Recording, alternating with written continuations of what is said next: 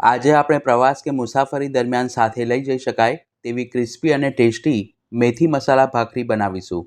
આ ભાખરી તમે ચા, અથાણું કે ચટણી સાથે ગરમ અને ઠંડી તેમ બંને રીતે ખાઈ શકો છો અને તેને બનાવતી વખતે જો નાની નાની બાબતોનું ધ્યાન રાખશો તો તેને 4 થી 5 દિવસ સુધી સ્ટોર પણ કરી શકાય છે. તો રેસીપીની શરૂઆત કરીએ. સૌ પ્રથમ મિક્સિંગ બાઉલમાં 1 કપ એટલે કે 150 ગ્રામ ઘઉંનો કકરો લોટ લઈશું, જે આપણે ભાખરી અથવા તો બાટી બનાવવા માટે ઉપયોગમાં લેતા હોઈએ છીએ. ભાખરીને ક્રિસ્પી અને ખાવામાં સોફ્ટ બનાવવા માટે તેમાં 1/4 કપ ચણાનો લોટ એટલે કે બેસન ઉમેરી સરખી રીતે મિક્સ કરીશું. પછી મસાલામાં અડધી ચમચી હળદર, 1 થી 1.5 ચમચી લાલ મરચું પાવડર, સ્વાદ પ્રમાણે મીઠું, 5 ચમચી હિંગ, 2 ચમચી સફેદ તલ, અડધી ચમચી અધકચરું વાટેલું જીરું અને 2 ટેબલસ્પૂન તેલનું મોણ ઉમેરી બધું જ હાથ વડે સરખી રીતે મિક્સ કરી લઈશું. જ્યારે પણ આપણે આ રીતની બિસ્કિટ ભાખરી અથવા તો કડક ભાખરી બનાવતા હોઈએ ત્યારે લોટ બાંધતી વખતે તેમાં મોણ સરખું કરવું જરૂરી છે, જેથી તેને લાંબા સમય સુધી સ્ટોર કરી શકાય છે. બધા જ મસાલા અને તેલ લોટમાં સરખું મિક્સ થાય પછી તેમાં 2 ચમચી દહીં અને 1 ટેબલસ્પૂન સૂકવણી કરેલી મેથીની ભાજીને આ રીતે હાથેથી ક્રશ કરીને ઉમેરીશું. શિયાળાની સિઝન દરમિયાન જ્યારે મેથીની ભાજી સસ્તી હોય ત્યારે તેના પાન ચૂંટી સરખી રીતે સાફ કરી સૂકવીને રાખો તો આખું વરસ સુધી તે સારી રહે છે. આમાં તમે જો ફ્રેશ મેથીની ભાજી ઉમેરશો તો તેમાં મોઇશ્ચરનો ભાગ વધારે રહેલો હોવાથી તે ભાખરીને લાંબા સમય સુધી સ્ટોર નહીં કરી શકાય. માર્કેટમાં જે કસૂરી મેથી તૈયાર મળે છે તે પણ લઈ શકાય છે. પછી તેમાં જરૂર મુજબ થોડું થોડું પાણી ઉમેરી ભાખરી જેવો કઠણ લોટ બાંધી તેને ઢાંકીને 10 મિનિટ માટે મૂકી રાખીશું, જેથી તે સરખો સેટ થઈ જશે. 10 મિનિટ બાદ લોટની ઉપર અડધી ચમચી જેટલું તેલ રેડી તેને કેળવીને થોડો સ્મૂથ કરી લઈશું અને પછી તેમાંથી 4 નંગ મધ્યમ સાઇઝના લુવા બનાવીશું. આ ભાખરીની થિકનેસ ઘઉંના જે ઝીણા લોટની ભાખરી બનાવીએ તેના કરતાં થોડી વધુ હોય છે, એટલે લુવા પણ પ્રમાણમાં થોડા સરખા કરવા.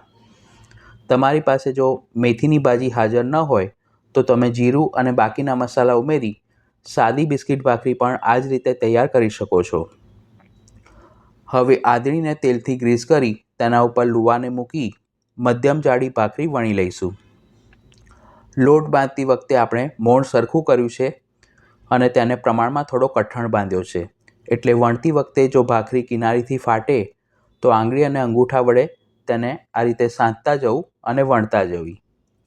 આ રીતે વારાફરતી બધી જ ભાખરીને વણી તેને શેકવા માટે ગેસ પર એક માટીની કલાડી ગરમ કરી તેમાં ભાખરીને મૂકીશું અને નીચેની બાજુથી થોડી શેકાય એટલે ચીપિયા વડે તેને થોડી થોડી વારે ફેરવતા જવું.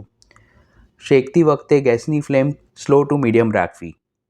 તે અંદરથી બિલકુલ કાચી ન રહે તેના માટે માર્કેટમાં જે આ રીતનું લાકડાનું ખાખરા બનાવવા માટેનું મોલ્ડ મળે છે તેના વડે તેને થોડી થોડી વારે પ્રેસ કરતા જવું. તમારી પાસે જો આ રીતનું મોલ્ડ ન હોય તો કોઈ પણ કોટન કાપડની ગળી કરીને પણ તમે ભાખરીને શેકી શકો છો. એકવાર ભાખરીને શેકવામાં આશરે 4 થી 5 મિનિટનો સમય લાગે છે. જો તમે તેને તેજ આંચ પર શેકશો તો તે બહારથી બળી જશે અને અંદરથી પ્રમાણમાં કાચી રહેશે. આ રીતે ભાખરી સરખી શેકાય એટલે તેને એક પ્લેટમાં મૂકતા જઈશું. આ રીતે આપણે બાકીની ભાખરીને પણ શેકી લઈશું. ભાખરીનો લોટ બાંધતી વખતે આપણે તેમાં 2 ચમચી દહીં ઉમેર્યું હતું, જેનાથી મેથીની કડવાશ પણ થોડી ઓછી થશે અને પાણી ઓછા પ્રમાણમાં ઉમેરવું પડશે, જેનાથી ભાખરીની શેલ્ફ લાઈફ પણ વધી જાય છે. ઘણીવાર આપણે થોડા દિવસ માટે બહારગામ જવાના હોઈએ અને તળેલા નાસ્તા ન ખાવા હોય તો આ રીતની ભાખરી બનાવીને લઈ જાઓ તો પેટ પણ ભરાય છે અને મોડે સુધી ભૂખ પણ નથી લાગતી. ભાખરીને શેક્યા પછી તેના ઉપર અડધી ચમચી જેટલું ઘી લગાવીશું. જો તમારે તેને વધુ સ્વાદિષ્ટ બનાવવી હોય તો ઘી લગાવ્યા પછી તેના ઉપર થોડો જીરાવન મસાલો અથવા તો જીરાળું પાવડર પણ છાંટી શકો છો. તો જોતાં જ ખાવાનું મન થઈ જાય તેવી બહારથી ક્રિસ્પી અને અંદરથી સોફ્ટ મેથી મસાલા ભાખરી બનીને તૈયાર છે. તે રૂમ ટેમ્પરેચર પર થોડી ઠંડી થાય પછી તેને રેપ કરવા માટે મેં ઓડી યુનિરેપ પેપરનો ઉપયોગ કર્યો છે.